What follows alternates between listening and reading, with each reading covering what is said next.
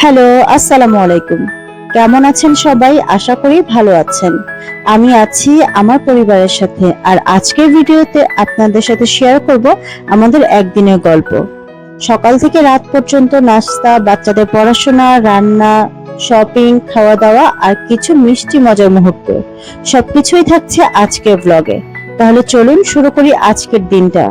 আমি আর আমার পরিবারের সাথে কাটানো কিছু মুহূর্ত। সকালবেলা ঘুম থেকে উঠেই দিনের শুরুটা হলো এক কাপ চা দিয়ে। ডাইনিং টেবিলে বসে চা খেতে খেতে চোখ পড়লো টেবিলের কোণে সাজানো ফ্লাওয়ার ভাসে। চা খেতে খেতেই আমি ফুলগুলো ঠিকঠাক করে সাজাচ্ছিলাম। এমন সকাল সত্যি এক শান্তি এনে দিল। কিছুক্ষণ পরেই আমার জায়ান আইজান ঘুম থেকে উঠে পড়লো। ওদের জন্য আমি আগেই সাজিয়ে রেখেছিলাম সকালের নাস্তা। ক্রিম বান, কলা, ডিম, আটা, রুটি আর সবজি। মা ছেলে একসাথে ডাইনিং টেবিলে বসে নাস্তা খেলাম। নাস্তার সময়টায় আমাদের হাসি, গল্প আর দুষ্টুমি একেবারেই জমে উঠল। আমার ছোট ছেলে আইজান এখন 9 মাসের। সে এখন সবকিছুতেই আগ্রহী। টেবিলে বসে নিজের ছোট হাত দিয়ে রুটি ছিঁড়ে খাওয়ার চেষ্টা করছিল। তার এই মিষ্টি দুষ্টুমি সত্যিই ভালো লাগলো।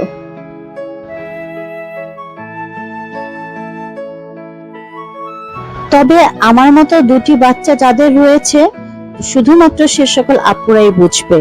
সকল ভালোবাসা, আনন্দ এবং সবকিছুর মাঝেও বাচ্চাদের কেয়ার করাটা কিছুটা কষ্ট হয়ে যায়। তো কাদের বাসায় এরকম আমার মতো দুটো দুষ্ট বাচ্চা রয়েছে, কমেন্টস করে জানাবেন। তো গাইস, এখানে জায়ানকে পড়ার টেবিলে বসিয়ে দিয়েছি পড়ার জন্য। ছোট ভাই আইজান তার বড় ভাইয়ের সাথে দুষ্টুমি করছে। এক টেবিল নিয়ে দুই ভাই টানাটানি শুরু করেছে, কে পড়বে এবং কে খেলবে।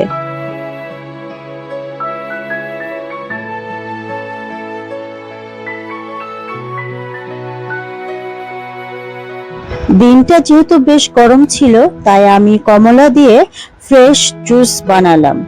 জায়ান আর আইজান দুজনেই কমলার জুস খেতে পছন্দ করে। জুস খেয়ে সবাই যেন ফ্রেশ হয়ে গেল।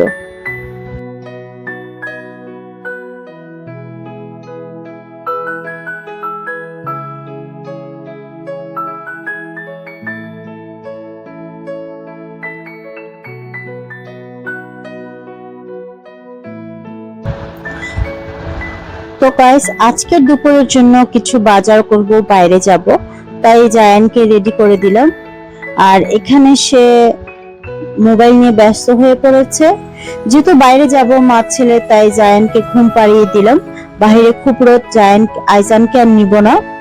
আর যেহেতু আমি আইজানকে ঘুম পাড়াচ্ছি, এই সুযোগটা কাজে লাগিয়ে জায়ানের মোবাইলে গেমস খেলা যেন শেষই হচ্ছে না, শুয়ে বসে সে মোবাইল নিয়ে ব্যস্ত হয়ে পড়েছে।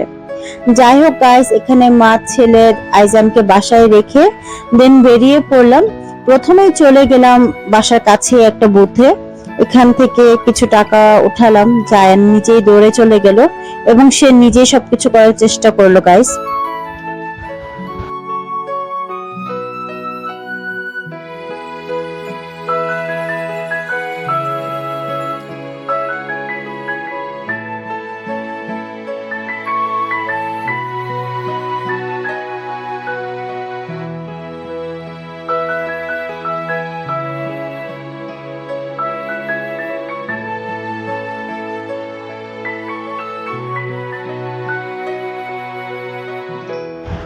এরপর গাইস, জায়ানের চুল কাটাতে সেলুনে নিয়ে গেলাম।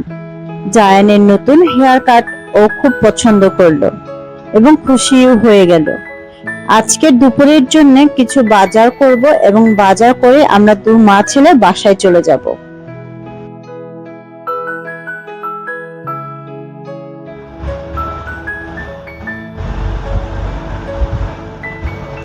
তো গাইস, আজ বড় একটা হাঁস কিনেছিলাম, তাই ভাবলাম একটু ভিন্ন ভাবে রান্না করব। হাঁসটা বড় ছিল, তাই বেশ কিছু মাংস হয়েছে। পুরোটা হাঁস রান্না করে ফেলবো।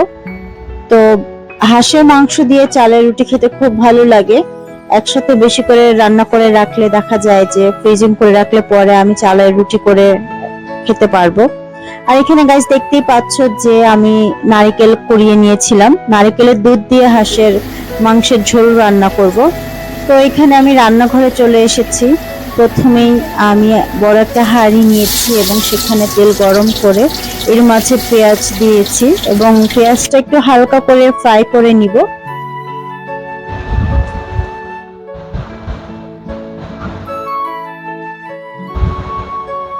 তো গাইস, এখানে আমি পেঁয়াজটা ভালো করে ভেজে নিয়েছি।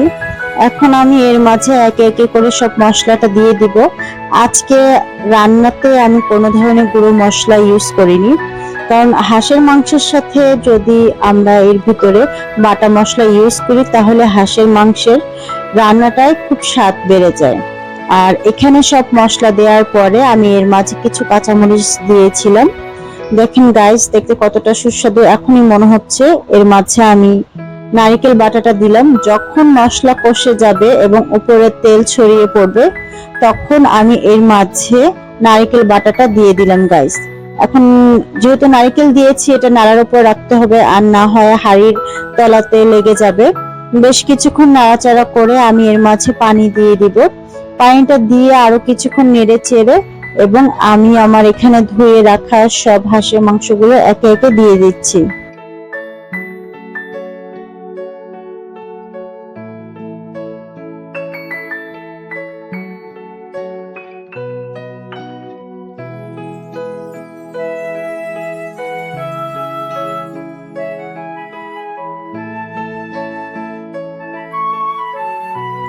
তো গাইস, এখন আমি মশলার ভিতরে সব মাংসগুলো একসাথে দিয়ে দিয়েছি এবং হাঁসের মাংসটাকে আমি ভালো করে কষিয়ে নিব।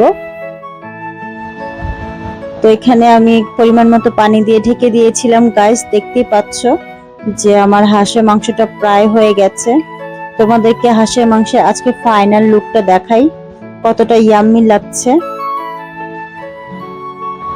মজার হাঁড়িতে সাজিয়ে গরম ভাত, লেবু আর পেঁয়াজের সাথে পরিবেশন করলাম দুপুরের খাওয়া দাওয়াটা। আজ বেশ জমেই উঠলো আমার দুপুরের আয়োজন।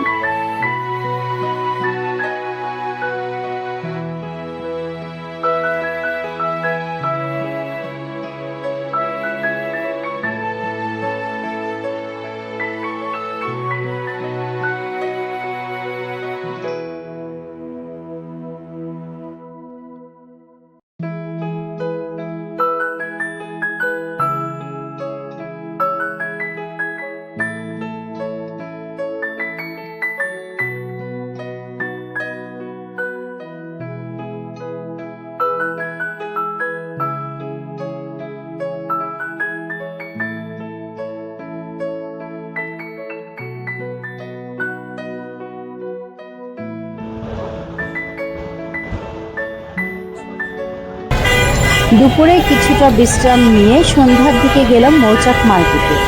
মার্কেটের বাইরে পরিবেশ ছিল গাড়ির শব্দ আর মানুষের ভিড়, কিন্তু ভিতরে ছিল তুলনামূলক শান্ত পরিবেশ। ধীরে সুস্থে শাড়ি আর কিছু কসমেটিক্স কিনে নিলাম।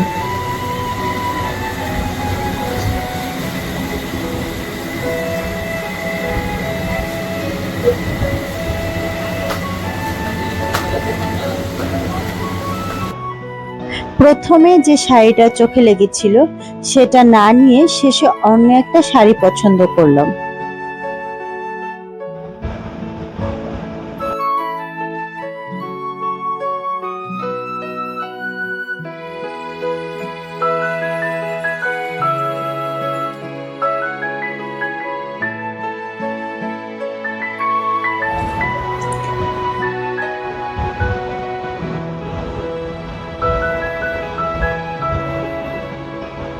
গাইস, এই দোকানে শাড়ির কালেকশন ছিল বেশ।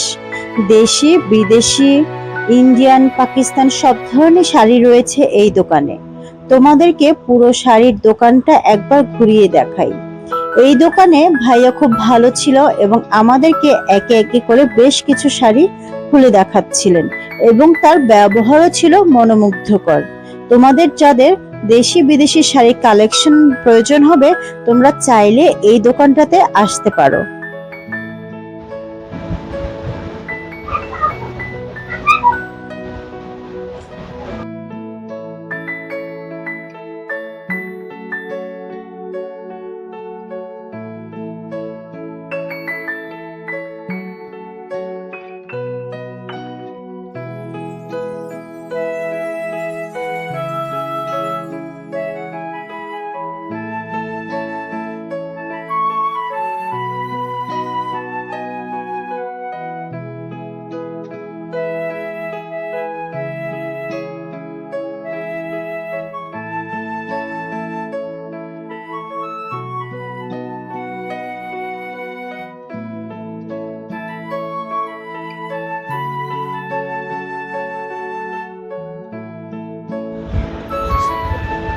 তো গাইস বেশ কিছু শাড়ি দেখে ফাইনালি দরদাম করে আমি এই শাড়িটি নিয়ে নিলাম এবং এই দোকানের মিররে দাঁড়িয়ে আমি দেখছিলাম এই শাড়িটাতে আমাকে কতটা মানাবে।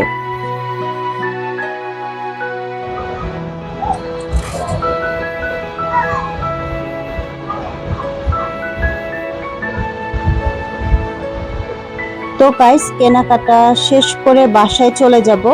সারাদিনের ব্যস্ততার মাঝে এভাবেই জমে উঠেছিল আমাদের প্রতিটি মুহূর্ত। এটাই ছিল আমার আজকের ব্লগ। আশা করি ভিডিওটা আপনাদের ভালো লাগবে। আপনারা পাশে থাকলে আরো সুন্দর সুন্দর মুহূর্ত আপনাদের সাথে শেয়ার করব ইনশাআল্লাহ।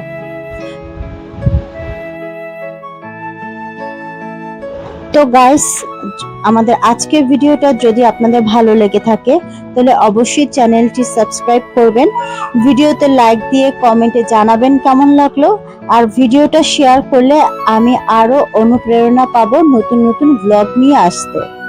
আজকের মতো এই পর্যন্তই। সবাই ভালো থাকবেন, সুস্থ থাকবেন। দেখা হবে আগামীতে কোনো নতুন ভিডিও নিয়ে। তো সেই পর্যন্ত সবাই ভালো থাকবেন। আল্লাহ হাফেজ।